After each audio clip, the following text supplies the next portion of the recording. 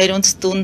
այդ գաղափարը հենց այդպես տուն դարձավ շատ տարեցների համար։ Տարեցներ, որոնց հարազատները դրսում են, երեխաները դրսում են, իրենք Հայաստանում են, մենակ են, ապահոված են ամեն ինչով, բայց շփման խնդիր ունեն, 24-ժամյա խնամքի խնդիր ունեն եւ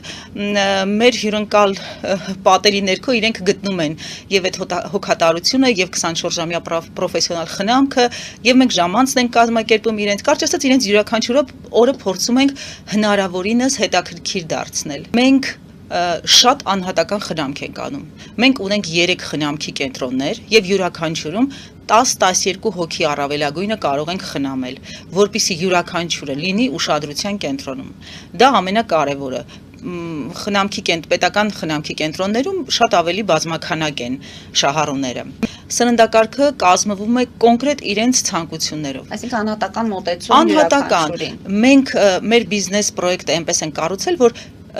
ընդհանրապես տան պատերն են տարբեր, այսինքն